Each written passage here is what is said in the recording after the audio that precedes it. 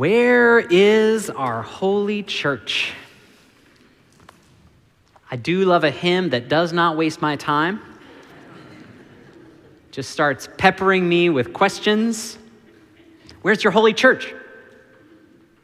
And it's even better when it's a rhetorical question that it then answers itself right after. That's for the hymnists out there. But it's not an absurd or even an impertinent question. The question features in my own life pretty prominently and likely in yours too. When I'm talking you up to friends, talking about the wonders of this holy church, about the warmth and the vibrancy of its members here, about the extraordinary music, about the religious education, about the fine preaching and the leadership, about the striving for justice and liberation. The first question I usually get when I'm done with my little mini sermons to my friends is, where is this holy church? And I tell them where it is. And they usually say something like, I've driven by that building for years. I didn't know it was a church. And it's not just our individual building, our individual church. No. A friend told me recently that he took an online test about the kind of church he should be going to, where he'd feel most at home. And the answer came back, Unitarian.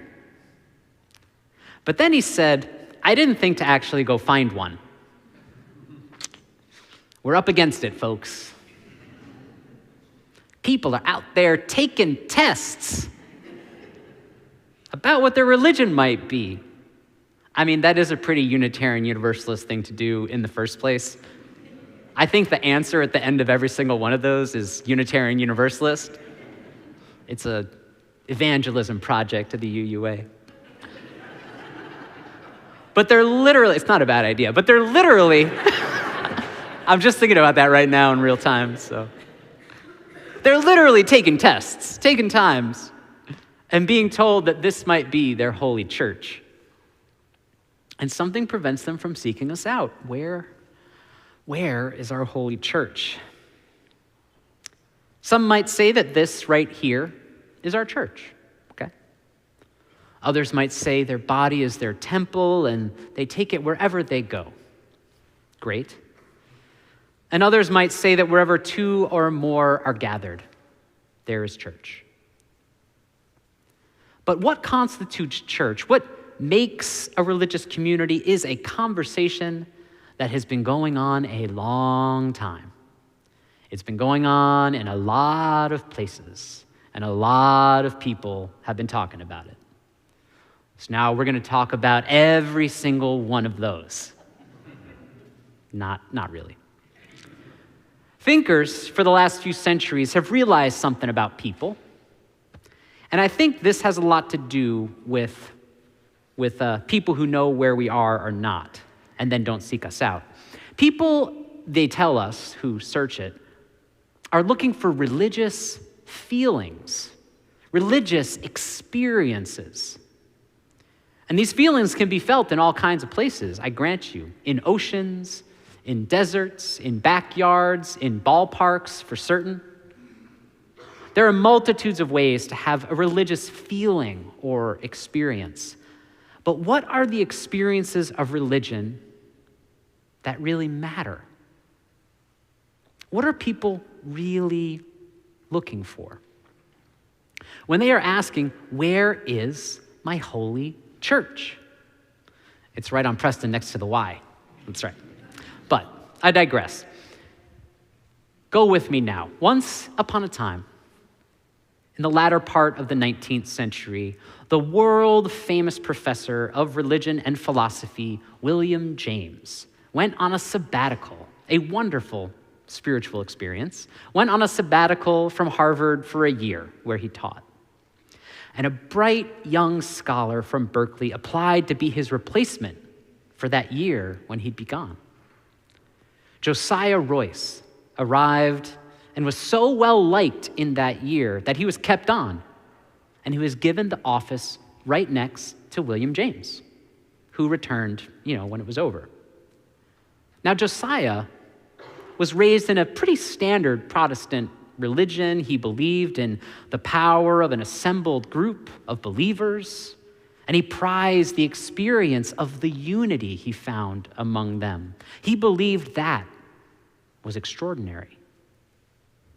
William, on the other hand, grew up as a Swedenborgian. Okay, that's fine. We're going to be fine. The Swedenborgians were deeply committed to absolute freedom of belief, and they prized individual mystical experience. They're great. You should read about it. William's fascination with the extraordinary spiritual experiences happening in common, ordinary people made him very famous. He wrote Varieties of Religious Experience, which remains a classic in the field of practical psychology and religious experience to this very day. We teach about it here at this church. And Josiah and William became the best friends. They were virtually opposite in the way that they thought religious experience played out in the world. They published articles and books critiquing each other, and they loved each other all through it, probably because of it, you know? Now, who's heard of William James before today? Okay. Now, who's heard of Josiah Royce before today? Well, the rest of you are very welcome. Josiah Royce was a big shot at the turn of the 20th century. His book, The World and the Individual, was a sensation in 1900. And it launched him to new heights in the world of academia. In 1902, he was elected president of the American Psychological Association. Then, next year, to follow it up, in 1903, he was elected president of the American Philosophical Association. No easy feat. Still impressive today. The system he laid out in that book was neat and tidy, and it moved the thinking forward on how important a community was to the life of an individual, things we are still studying today. He was on top of his world. Granted, it was a small little patch of land in Cambridge, Massachusetts, and some other stuffy academic boardrooms around the world, but it was his world, and he was on top of it, all right? Then, sadly, Royce's firstborn son, Christopher, was institutionalized with severe mental illness and later died of typhoid contracted in that institution. And Royce started to recede from his world some, certainly from his professional life, and relied on his best friend, William, to kind of help keep him going. And then William James died. And Royce was crushed, traumatized. And in his desperation, he turned to his own work. He turned to his own writings again. And he looked at them this time that he relied on for logic, this work that had been so prized, but he looked at them now for understanding. He looked at them for reason, for wisdom. He looked for answers. He was looking for hope in this work. He looked to his faith, his way of believing, the practices and beliefs from which he knew he was meant to draw strength. But instead, he was left asking, where, O God, is my holy church? And something started to come to him in all the searching and all the asking. And it came in the form of a book that did not make him many friends in certain circles. Its title was The Problem of Christianity. In it, he asks, in what sense, if any, can the modern man consistently be, in creed, a Christian? Question in those creeds. Welcome home, brother Josiah. Welcome home to Unitarianism. And if that wasn't Unitarian enough, he says it is only in a community based on loyalty to one another, A community that realizes and acknowledges his words, infinite worth of the individual that can truly create the end we seek, the beloved community. Faith works real well, right up until it doesn't. In the dry waste of Royce's sorrow, bent low by fate, he turned his faith to the faith that had garnered awards and praise from among his friends and colleagues, that faith that put him on the map, that faith, and he found it wanting, he found it lacking in his world. It was neat and tidy and did not fit his world anymore. Do you know that kind of faith that I'm talking about, friends? Religious feelings are not only happy. Religious feelings aren't all ecstasy and joy. Some of the most powerful religious experiences come when we're asking, where is our holy church? Royce's old faith could not fit the messiness of life, the disastrousness that is being sometimes. It wasn't anymore, in a word, true. But the beloved community, that fit. And it was so fitting for times he was facing that are explosive, that seem impossible to live through, and that try our very living souls. And it was so fitting that Royce helped to found a group called the Fellowship of Reconciliation, based on the principles embodied in the beloved community, based on the principles of nonviolence, on fellowship, on the connection between the individual and their community, and luminaries of all sorts devoted to nonviolence joined that group as well. And it was from that group, the Fellowship of Reconciliation, that powerful relationships and understanding began to flow. One organization born of the fellowship was the ACLU, the American Civil Liberties Union. And in time, the fellowship held in its membership a young, powerful preacher, a son of the segregated South, who saw the inequity in the lives of those he loved and set out to change the mind of a nation and to save its very soul, the Reverend Dr. Martin Luther King, Jr. In his ministry, he made something real, something tangible, something historic from the idea of the beloved community, the breadth and depth of which Royce might never even have fathomed. It was after the legal victory in Montgomery that ended the successful bus boycott there, a boycott that lasted more than a year, that Dr. King made his first public remarks invoking the promise of the beloved community. These were his words. Love your enemies. Keep in mind that a boycott and its achievements do not in themselves represent the goal. The end is reconciliation. The end is redemption. The end is the creation of the beloved community. It is this type of spirit and this type of love that can transform opponents into friends. It is this type of understanding goodwill that will transform the deep gloom of the old age into the exuberant gladness of the new age. It is this love which will bring about miracles in the hearts of all. Say amen. King preached and taught about the beloved community, a real, tangible place where people were not starving, were not oppressed, were not forced by financial desperation to fight in an unjust war in his age. Not a kingdom in heaven, but a community right here on earth for everyone.